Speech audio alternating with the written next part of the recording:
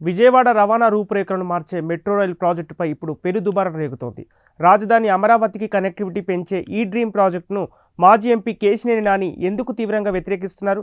Metro వద్దంటూ ఆయన చేపట్టిన ఉద్యమం వెనుక ప్రజా ప్రయోజనం ఉందా, లేక పొలిటికల్ రీఎంట్రీ వ్యూహం దాగి ఉందా? అసలు ఈ ప్రాజెక్టు నిధుల లెక్కలేంటి? విజయవాడ వేదికగా మొదలైన ఈ సరికొత్త రాజకీయ రగడపై స్పెషల్ స్టోరీ ఇప్పుడు చూద్దాం. విజయవాడలో మెట్రో రైల్ ప్రాజెక్టుపై ఇప్పుడు రాజకీయ చర్చ మొదలైంది. అమరావతి రాజధాని నిర్మాణం వేగం పుంజుకుంటున్న సమయంలో విజయవాడ నుంచి గుంటూరు రాజధాని ప్రాంతాలను అనుసంధానించే మెట్రో వ్యవస్థ వస్తే రవాణా సౌకర్యాలు గణనీయంగా మెరుగుపడతాయి. నగర విస్తరణకు కొత్త ఊపు వస్తుంది. ఉద్యోగులు, విద్యార్థులు, వ్యాపారులు వేగంగా ప్రయాణించగలరు.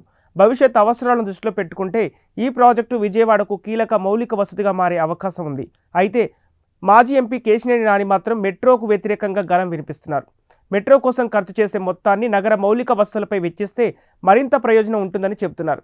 ఇదే అంశంతో ఉద్యమానికి సిద్ధమవుతున్నట్లు ప్రకటించడం ఇప్పుడు రాజకీయ వర్గాల్లో చర్చనీయాంశంగా మారింది. ఈ అంశంపై ప్రజల్లో స్పష్టమైన అవగాహన కల్పించాల్సిన బాధ్యత రాజకీయ నేతలపై ఉంటుంది. రవాణా భవిష్యత్తును కూడా పరిగణలోకి తీసుకోవాలి. కేశినేని నాని వాదనలో ప్రజలకు ఆకర్షణ కలిగించే అంశం ఉంది.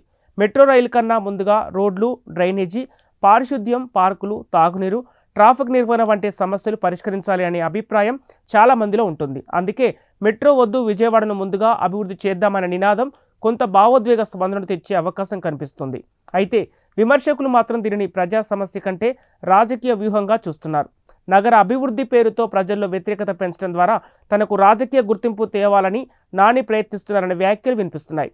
ముఖ్యంగా ఆయన ఏ పార్టీలోనూ క్రియాశీలకంగా లేకపోవటం ఈ చర్చకు బలం ఇస్తోంది. అందుకే ఈ ఉద్యమం వెనుక అసలు ఉద్దేశం ఏమిటన్న ప్రశ్న ఇప్పుడు రాజకీయ వర్గాల్లో ఆసక్తి రేపుతుంది. ప్రస్తుత సమస్యను నిర్లక్ష్యం చేయకూడదన్న డిమాండ్ కూడా ఉంది. కేశినేని నాని రాజకీయ ప్రయాణాన్ని పరిశీలిస్తే ఈ ఉద్యమానికి మరో కోణం కనిపిస్తోంది. 2 సార్లు విజయవాడ ఎంపీగా పనిచేసిన ఆయన గత ఎన్నికలకు ముందు వైఎస్ఆర్ కాంగ్రెస్ పార్టీలో చేరారు. ఆ పార్టీలో అభ్యర్థిగా పోటీ చేసి ఓటమి ఎదుర్కొన్నారు. ఫలితాలు వెలువడిన కొద్ది రోజుల్లోనే వైసీపీతో తనకు సంబంధం లేదని ప్రకటించారు. రాజకీయాలకు దూరంగా ఉంటున్నానని చెప్పారు. కానీ రాజకీయాలకు పూర్తిగా దూరంగా ఉండలేకపోతున్నాననే అభిప్రాయం ఇప్పుడు వినిపిస్తోంది. తిరిగి వైసీపీలో చురుగ్గా పనిచేసే పరిస్థితి కనిపించకపోవడంతో తెలుగుదేశం పార్టీలోకి రావాలని ప్రయత్నిస్తున్నారనే ప్రచారం సాగుతోంది. అక్కడి నుంచి ఆశించిన స్పందన రాకపోవడంతో ప్రజా ఉద్యమం ద్వారా తన రాజకీయ ఉనికిని చూపాలని నిర్ణయించుకున్నారు. అందుకే మెట్రో వ్యతిరేక ఆందోళనను కొందరు రాజకీయ పునరాగమనానికి తొలి అడుగుగా విశ్లేషిస్తున్నారు. ప్రజా ప్రయోజనం ముందు ఉండాలన్నదే వినిపిస్తున్న మాట. ఎన్నికల రాజకీయాలకు అతీతంగా దీర్ఘకాలిక ప్రణాళిక అవసరం. వాస్తవానికి విజయవాడకు మెట్రో రైలు అందుబాటులోకి వస్తే నగరానికి భారీ ప్రయోజనాలు కలగవచ్చు. అమరావతి రాజధాని ప్రాంతం అభివృద్ధి చెందుతున్న వేళ విజయవాడ, గుంటూరు మధ్య రవాణా సంబంధాలు మరింత బలపడతాయి. ప్రతిరోజు వేలాది మంది ప్రయాణికులు సమయం ఆదా జరుగుతుంది. ట్రాఫిక్ ఒత్తిడి తగ్గి అవకాశం ఉంటుంది. కొత్త వాణిజ్య కేంద్రాలు ఏర్పడతాయి. నగర విస్తరణ కూడా ప్రణాళికబద్ధంగా సాగవచ్చు. ప్రపంచ స్థాయి నగరాల సరసన విజయవాడను నిలబెట్టే మౌలిక వసతుల్లో మెట్రో కీలక భాగంగా మారవచ్చు. మరో ముఖ్యమైన విషయం ఏమిటంటే ఇటువంటి ప్రాజెక్టులకు ప్రత్యేక నిధులు, కేంద్ర సహాయం, విదేశీ ఆర్థిక సంస్థల మద్దతు వంటి అంశాలు ఉంటాయి. వాటిని మరో అభివృద్ధి పనులకు మళ్లించడం అంత సులభం కాదు.